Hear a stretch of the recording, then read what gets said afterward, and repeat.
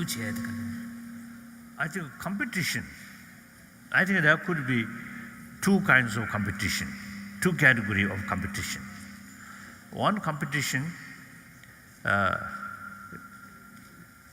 kind of sense, I must be top. And others reach top, admire. Meantime, you also want to be top. Right? That sense of competition is positive, very good. Now another kind of competition, in order to you achieve first, then sometimes create some trouble, so obstacle for others. That kind of competition is negative. So I think, for example, study. I think without a sense of competition, then there will not be much progress. Some sense of competition. In Tibetan Buddhist tradition, Nalanda tradition, you see, when we study a lot of debate, dialectical debate, so there are quite strong sense of competition. So it helps, you see, to get more enthusiasm. So good. But then negative sort of sense, or you actually create more sort of obstacle for other. That is bad, of course, like that.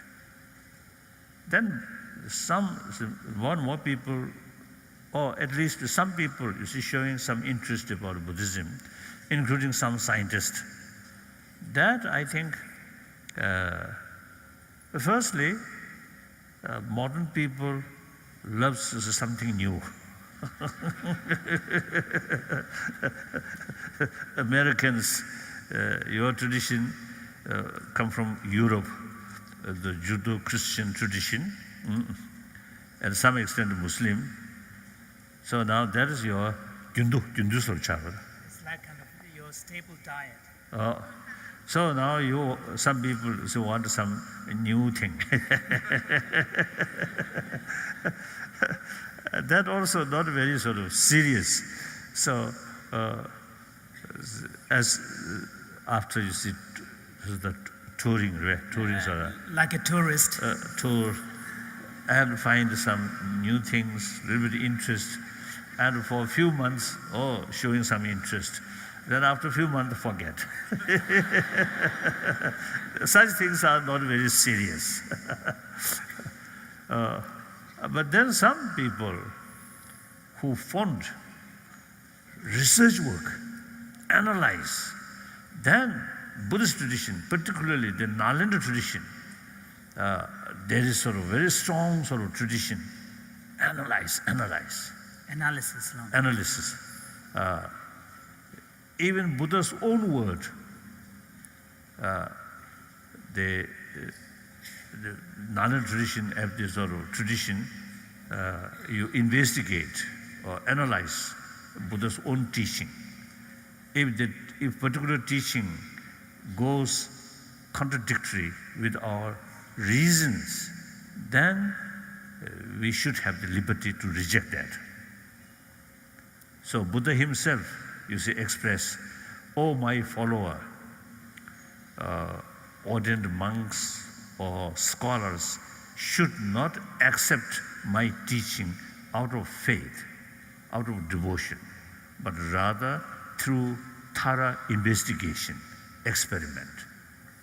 So you see, some people, you see, like that kind of approach. But still, whenever I give some lecture on Buddhism in the West, in Europe or America or Australia, New Zealand, this area, I always stress, you traditionally not Buddhist. So therefore, it is better to keep your own tradition rather than change your religion. It is much safer. Otherwise, you see, you may develop some confusion. I have one sort of story, one example. In early 50s, early 60s, when we Became refugees. came to India, in early period, things are very, very difficult. So one family, one family, eventually father passed away, then mother with few young children remained. The tremendous difficulties. Then at that time, some Christian organization, Catholic organization, as well as the other sort of Christian organization, they really came to help immensely. Then also you see, they also because of the help in the field of education, right from the beginning. So then that widow, the mother, received a lot of help from one Christian sort of organization, and then eventually her either 2 or 3 children also took care by Christian missionaries. So then that lady, I think early 60, I think 63, 64, around that, she came to see me and she told her whole stories, all these difficult sort of life stories. Then she told me, now this life, now she already become Christian, but next life she will be Buddhist. So that's clear sign of confusion, isn't it?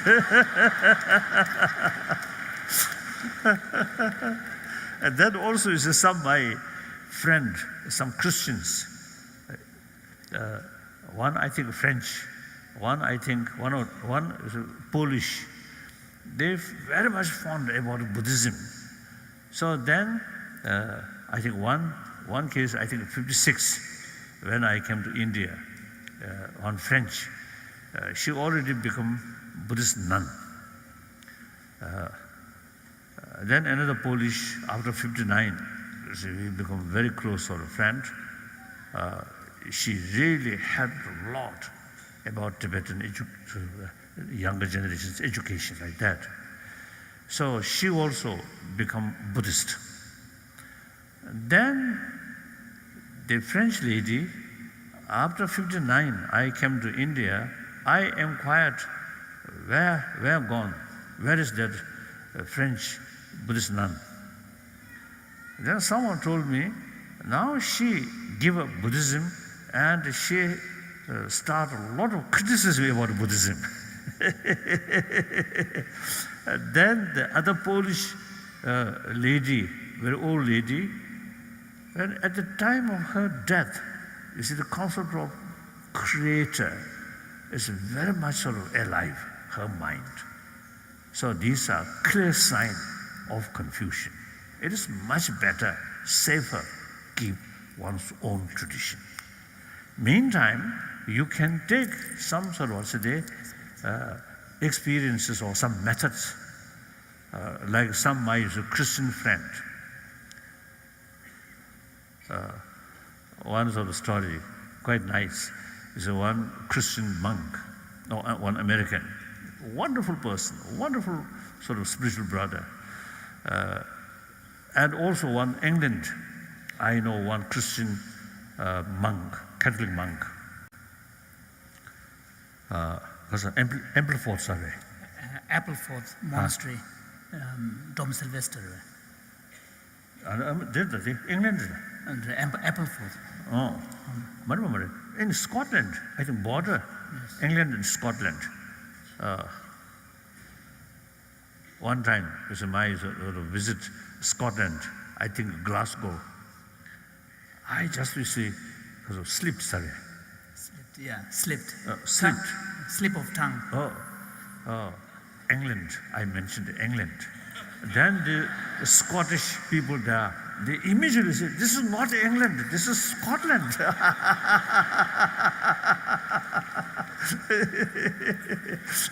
So, one monastery there, one Catholic monastery, one Catholic monk who really carry some practice of Buddhist sort of tradition about single-pointed mind, and also the certain technique which mentioned in the Buddhist tradition, the practice of forgiveness, practice of tolerance, these things. So that's okay. Then the American, the Christian monk, oh, really wonderful. He also, you see, practiced some Buddhist sort of method in his daily sort of practice.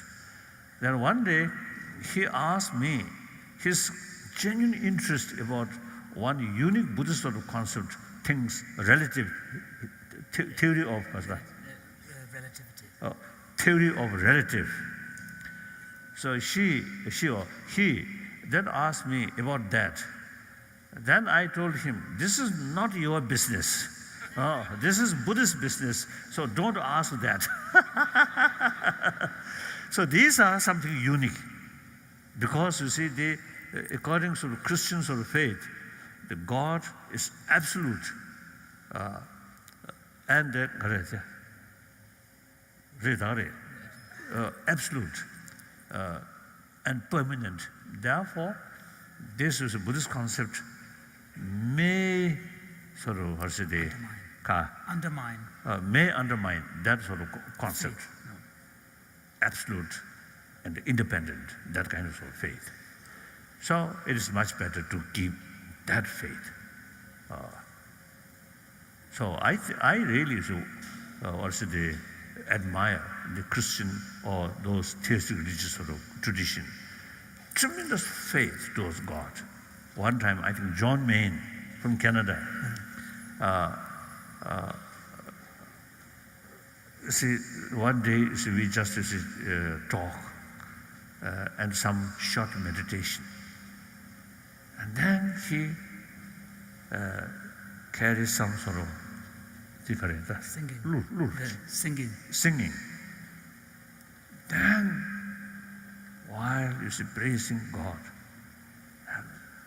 tear come. Tears were falling on his cheeks as he was singing the hymn.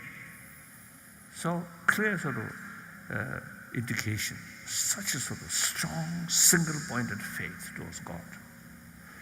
So you see, that works in psychological level, total submission to God.